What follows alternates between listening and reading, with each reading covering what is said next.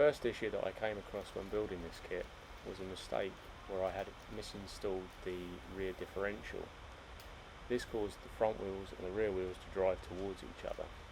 This wasn't a big issue to resolve.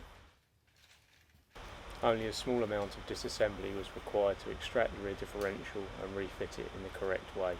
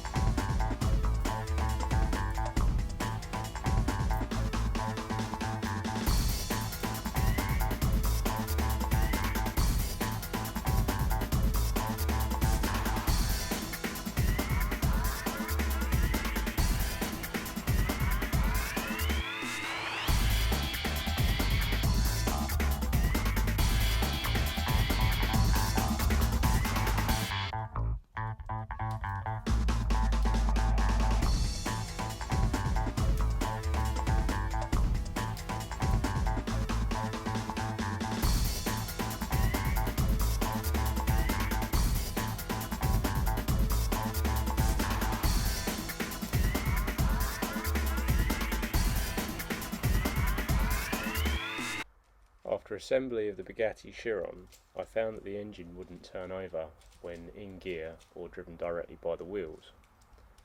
This led me to disassemble it several times. I could clearly hear the slipper gear operating, indicating that the engine was binding or not free to turn. First thing I noticed was at step 161, where you have these two gears. It shows the big gear driving the small gear rather than the small gear driving the big gear. Swapping them round as shown here will make the engine turn slightly slower, but it does mean less effort is required.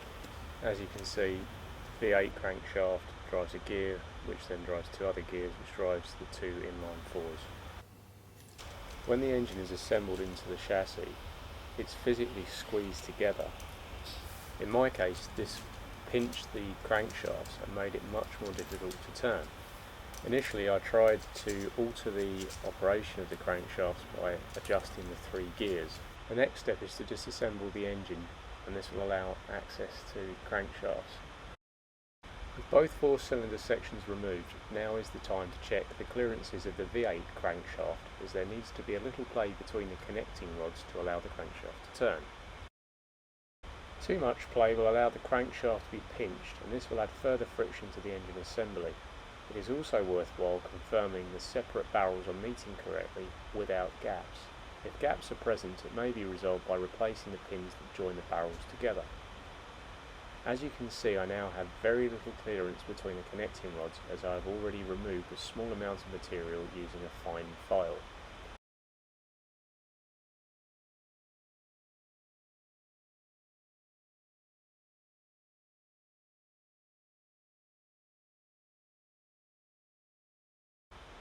Filing the slightly raised ends flat should be enough.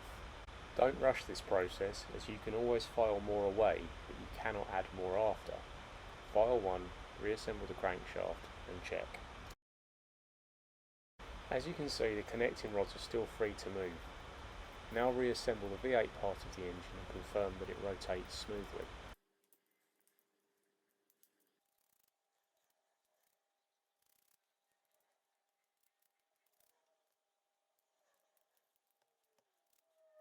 Another area of binding is the input shaft, pushing back into the black housing. To overcome this, you need to pull the shaft forward and slide the black gear as tightly as you can onto the shaft. As you can see, I've added an additional pin to help stop the shaft from pushing backwards into the grey housing. Now that the engine is reassembled, confirm it rotates smoothly. If you find that it does not, try moving one or both of the four-cylinder crankshafts 90 degrees by carefully pulling the gears away from one another and then rotating as needed. Also confirm that the engine still rotates freely even when compressed, as this is how it will be once refitted to the vehicle.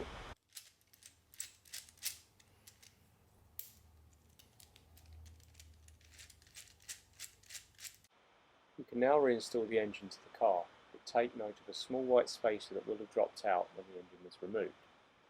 Using the speed key's shaft, you can place this under the spacer to support it whilst reinstalling the engine.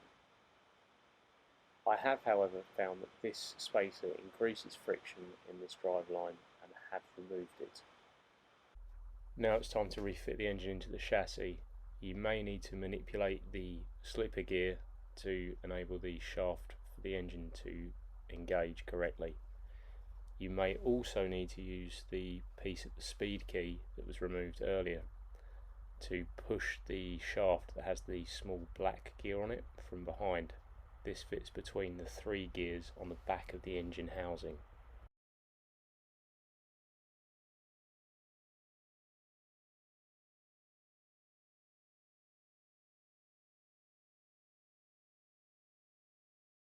Once the engine has been refitted, pull the gear selector backwards to engage the direct drive from the wheels, and just pushing the front wheels along, confirm that the engine rotates smoothly. If it does not, then you need to continue to look at what's causing drag on this driveline.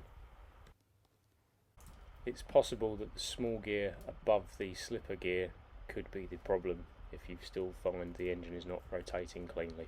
Now the engine is rotating correctly, it's time to reassemble the vehicle.